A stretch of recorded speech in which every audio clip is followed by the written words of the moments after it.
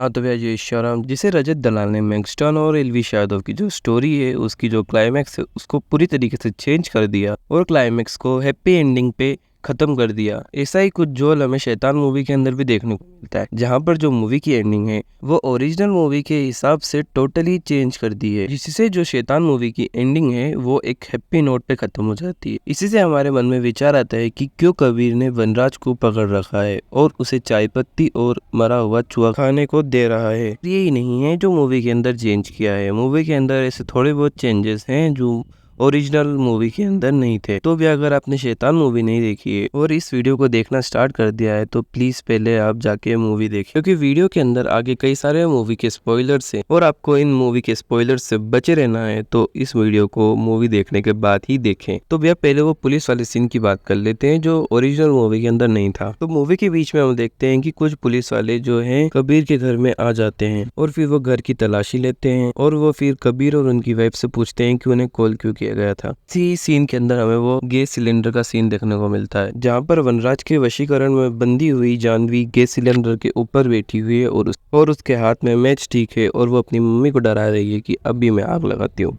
तो इसी सीन को अगर हम कंपेयर करें वश मूवी से तो वश मूवी के अंदर ऐसा कोई भी सीन नहीं था और शैतान मूवी के मेकर्स ने इसे पूरी तरीके से मूवी के अंदर क्रिएटिव तरीके से डाला है और ये देखने पे भी काफी ज्यादा हॉरिफाइंग लगता है। तो भैया ये तो रही कुछ चेंजेस की बात। अब मेन मुद्दे पे आते हैं कि मूवी की एंडिंग कैसे पूरी तरीके से बदल दी है, क्योंकि भैया जैसे मैंने आपको पहले बताया था कि जो शैतान मूवी की एंडिंग है वो एक हैप्पी नोट पे खत्म होती है, लेकिन वहीं पे जो वश मूवी की एंडिंग है वो काफी ज्यादा हॉरिफाइंग और सैड नोट पे खत्म होती है।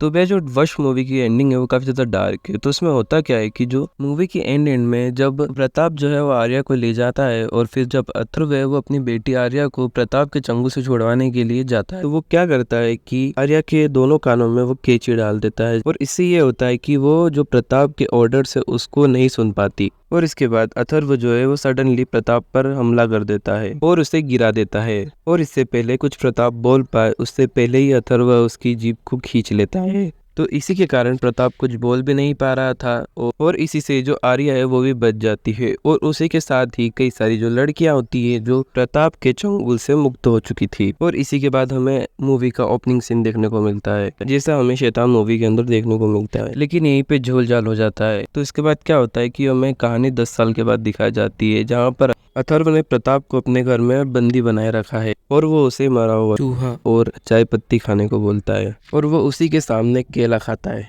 और इसके बाद हमें पता चलता है कि जो अथर्व की पत्नी है वीणा और उसका जो बच्चा है वो दोनों कार एक्सीडेंट में मर चुके हैं। और फिर हमें पता चलता है कि जो आर्या है वो कभी प्रताप के वशीकरण के जादू से कभी बाहर निकल ही नहीं पाई और फिर हम उसे बुरे हाल में देखते हैं जहाँ पर वो एक मेंटल हॉस्पिटल में है और फिर अथर्व उसे पानी पिला रहा है। लेकिन वहीं पर शैतान मूवी की पूरी तरीके से एंडिंग चेंज कर दी है। तो मूवी की एंडिंग में हम देखते हैं कि जो ज्योति है वो ठीक है और जो ध्रुव है वो अपनी इंजरी से रिकवर कर रहा है और फिर हम एक पूरी फैमिली फोटो देखते हैं। और दोनों ही मूवी के अंदर जो विलन है प्रताप और वनराज दोनों के मोटिव ही अलग थे, जहाँ पर प्रताप लड़कियों को वशीकरण इसलिए करता था ताकि वो उनके साथ रह सके, पर वहीं पर वनराज 108 लड़कियों की बलि इसलिए दे रहा था ताकि वो अपने वशीकरण के जादू से पूरी दुनिया को अपने वशीकरण में कैद कर सके। तो भैया ये तो रही वीडियो जहाँ पर हमने बताया कि जो शैतान मूवी की एंड वो कैसे वश मूवी की एंडिंग से पूरी तरीके से अलग है। तो भैया आपको ये वीडियो कैसी लगी आप हमें कमेंट में बता सकते हैं और आप हमारी अगली वीडियो भी देख सकते हैं जहाँ पर हमने शैतान मूवी का रिव्यू दिया है।